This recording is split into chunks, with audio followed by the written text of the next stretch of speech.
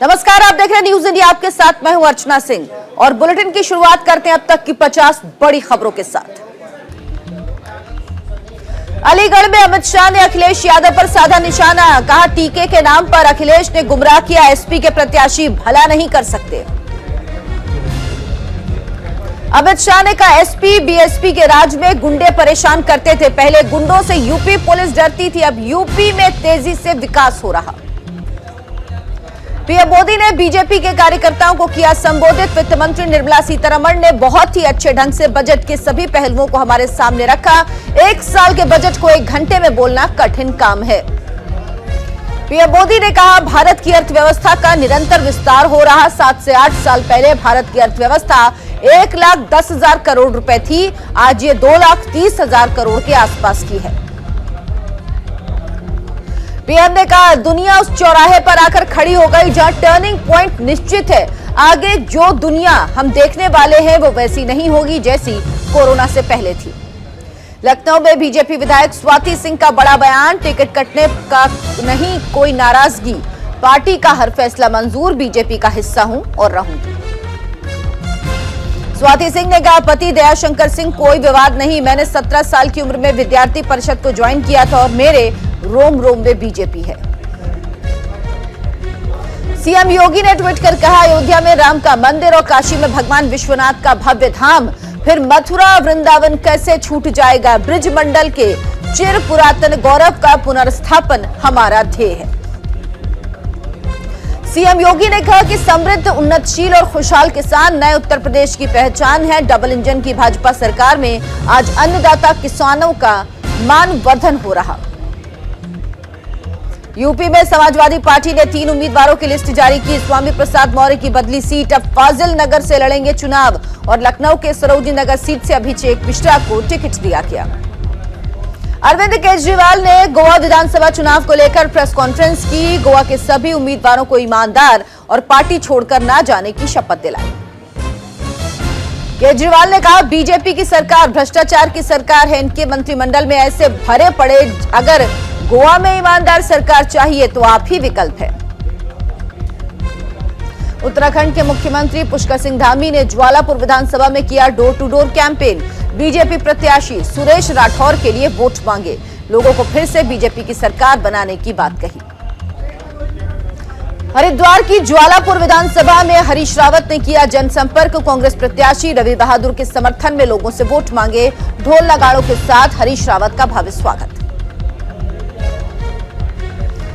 देहरादून में बीजेपी प्रवक्ता सुरेश जोशी ने की बजट की तारीफ, का प्रदेश को जो कर्ज मिलेगा वो ब्याज मुक्त होगा, भारतमाला प्रोजेक्ट से उत्तराखंड को होगा लाभ।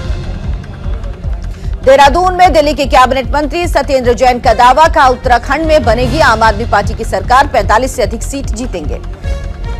हरिद्वार में आजाद समाज पार्टी के राष्ट्रीय अध्यक्ष का बीजेपी और कांग्रेस पर हमला, पूर्व की सरकारों ने धर्म के नाम पर जनता को धोखा दिया। केंद्रीय स्वास्थ्य मंत्री मनसुख मांडविया संसद के बजट सत्र साइकिल से घर से संसद पहुंचे। राज्यसभा में गृह राज्य मंत्री नित्यानंद राय ने कहा जम्मू कश्मीर से धारा 370 हटने के बाद 439 आतंकवादी मारे गए, 98 नागरिकों की मौत और 109 सुरक्षाकर्मी भी शहीद हुए। मल्लिकार्जुन खड़गे ने कहा कारखाने बंद हो रहे, सरकारी नौकरियां खत्म हो रही, 2014 में कहा था 2 करोड़ नौकरियां दूंगा, लेकिन अभी तक 2 करोड़ लोग बेरोजगार हो चुके हैं। खड़गे ने कहा सरकार कभी सभी चीजों को प्राइवेट करने जा रही, फायदे वाली कंपनियों को भी बेचने पर तुले हैं, एयर इंडिया को बेच दिया। लोकसभा में राष्ट्रपति के अभिभाषण पर आज राहुल गांधी करेंगे चर्चा, बजट, पेगासस, चीन जैसे तमाम मुद्दों पर सरकार को घेरने की कोशिश होगी। नोएडा में पूर्व आईपीएस राम नारायण सिंह के घर छापेमारी जारी, इनकम टैक्स विभाग को छापेमारी में मिले 5.5 करोड़ रुपए। वाराणसी के लंका में नकली कोविशील्ड वैक्सीन बरामद, ज़ाइकोवी-डी वैक्सीन और कोविड टेस्टिंग किट बरामद, मामले में 5 आरोपी गिरफ्तार।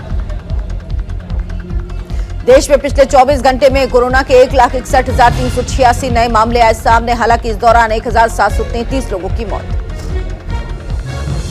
देश में अब एक्टिव मामलों की संख्या घटकर 16,21,603, अब तक इस महामारी से जान गंवाने वालों की संख्या बढ़कर 4,97,975 हुई।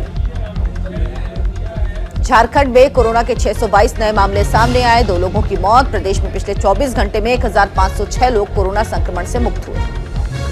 मिजोरम में कोरोना के 2,573 नए मामले, कोरोना से 3 लोगों की मौत। प्रदेश में सक्रिय मामले 15,338। केरल में कोरोना के 51,887 नए मामले आए, जिसके बाद प्रदेश में कुल मामले बढ़कर 60,77,556। राज्य में अब तक महामारी से 55,600 मरीजों की मौत। महाराष्ट्र में कोरोना के 14,372 नए मरीज आए, 94 मरीजों की मौत। बिहार में कोरोना के 824 नए मामले, 2 मरीजों की मौत। ओमान के रक्षा मंत्रालय के महासचिव ने दिल्ली में रक्षा मंत्री राजनाथ सिंह से की मुलाकात, रक्षा सहयोग बढ़ाने के तरीकों पर चर्चा। समाजवादी पार्टी पर डिप्टी सीएम केशव प्रसाद मौर्य का बड़ा बयान, सपा जल्द ही समाजवादी से समाप्तवादी हो जाएगी, सपा गठबंधन जनता की सुरक्षा के लिए खतरा। अखिलेश शिवपाल को कांग्रेस ने दिया वॉकओवर, करहल जसवंत नगर सीट से हटाया प्रत्याशी। मणिपुर चुनाव को लेकर कांग्रेस ने जारी की उम्मीदवारों की दूसरी लिस्ट, 10 प्रत्याशियों के नामों का ऐलान। आम बजट पर बोली प्रियंका गांधी, कहा यूपी को बजट से कुछ नहीं मिला, ये प्रदेश के लोगों का अपमान। कांग्रेस ने दूसरे चरण के लिए जारी की स्टार प्रचारकों की लिस्ट, राहुल गांधी, प्रियंका गांधी, राज बब्बर का नाम भी शामिल। वेदांता के सीएमडी डॉक्टर नरेश त्रेहान बोले, बजट में हेल्थ केयर पर कुछ खास आवंटन नहीं हुआ।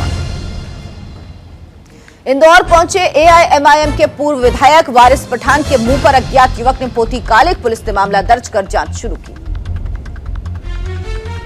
आरआरबी एनटीपीसी परीक्षा पर बोले अश्विनी वैष्णव, काम छात्रों की समस्याओं का समाधान करेंगे।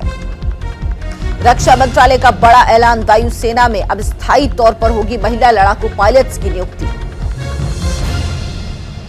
प्रधानमंत्री नरेंद्र मोदी ने फोन पर की बहरीन के प्रिंस सलमान बिन हमद अल खलीफा से बात, द्विपक्षीय संबंधों की समीक्षा पर चर्चा।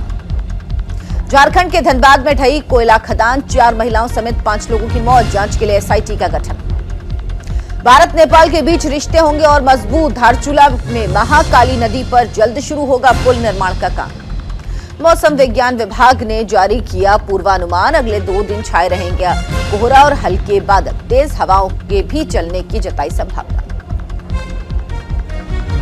यूपी में गौमांस तस्करों के खिलाफ सहारनपुर पुलिस की बड़ी कार्रवाई, 2.5 क्विंटल गौमांस के साथ 7 गिरफ्तार। पार्टी गेट विवाद में घिरे ब्रिटिश प्रधानमंत्री बोरिस जॉनसन यूक्रेन के कीव पहुंचे। यूक्रेन सीमा के पास मॉस्को की सैन्य लामबंदी पर जेलेंस्की के साथ जॉनसन करेंगे प्रेस कॉन्फ्रेंस।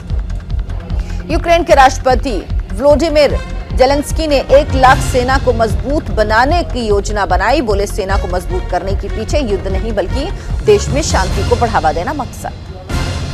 रूस के राष्ट्रपति व्लादिमीर पुतिन ने यूक्रेन संकट की उम्मीद जताई, बोले समस्या का समाधान आसान नहीं, क्योंकि अमेरिका हालात को एक टूल की तरह कर रहा इस्तेमाल।